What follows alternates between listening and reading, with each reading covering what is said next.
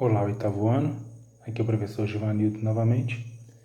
Nós vamos hoje ver a matéria, dando continuidade na apostila de vocês. Falaremos de razão e proporção. O que vem a ser razão?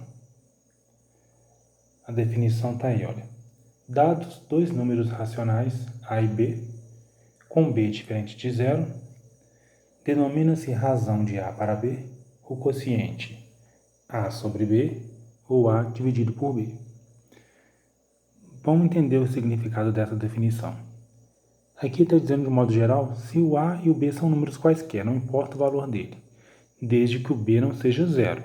O A pode ser qualquer número e o B pode ser qualquer número, desde que o B não seja zero, certo? Denomina a razão de A para B, então eu leio a razão de A para B, nada mais é do que a divisão desses números.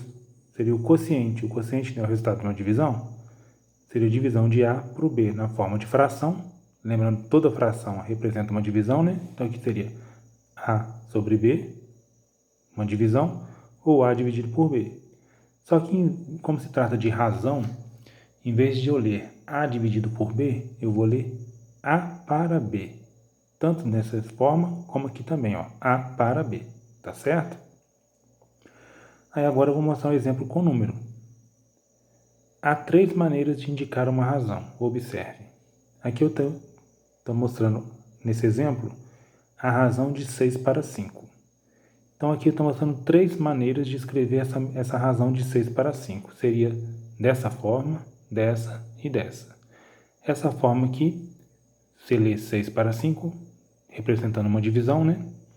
Ou a forma de fração também, 6 para 5. E tem na forma decimal, que seria 1,2. 1,2 seria a forma decimal porque basta dividir 6 por 5. Se você dividir 6 dividido por 5, né? Você vai ter 1,2, tá vendo? Então a razão também pode ter sua forma decimal. Só que a mais usual, quando se fala de razão, a mais usual é a forma de fração. No nosso estudo de razão aqui, né, na apostila, nós vamos usar mais a forma fracionária, tá certo?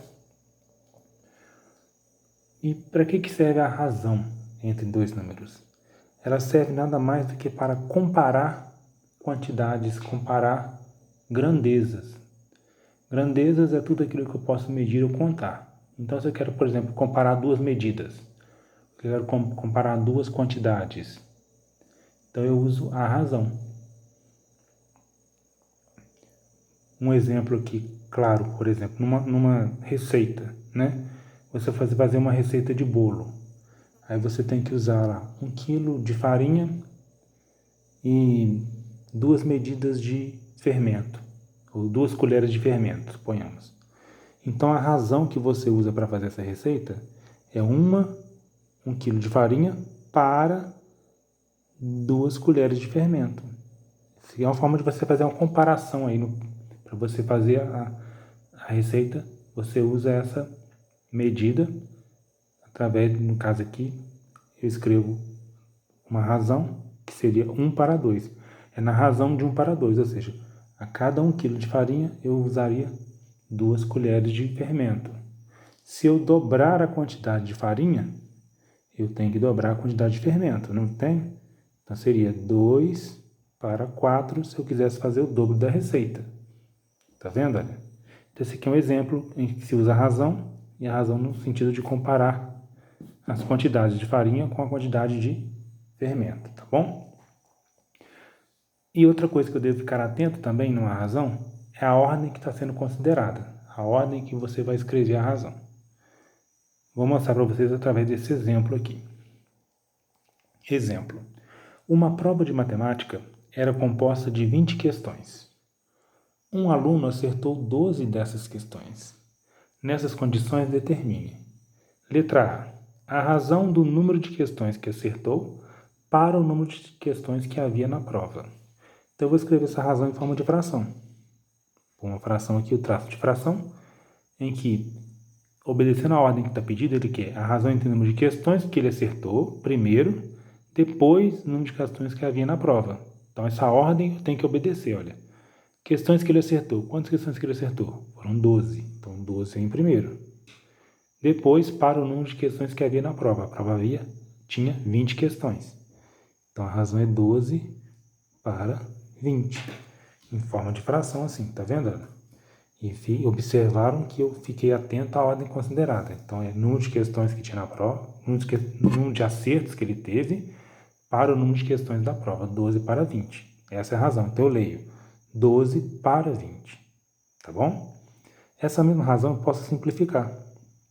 Nesse caso aqui, eu posso simplificar por 4. Porque o 12 divide por 4 e o 20 também. Então, eu vou simplificar. 12 dividido por 4 dá 3. E 20 dividido por 4 dá 5. A razão, então, é 3 para 5. O que significa? Qual seria a interpretação dessa razão?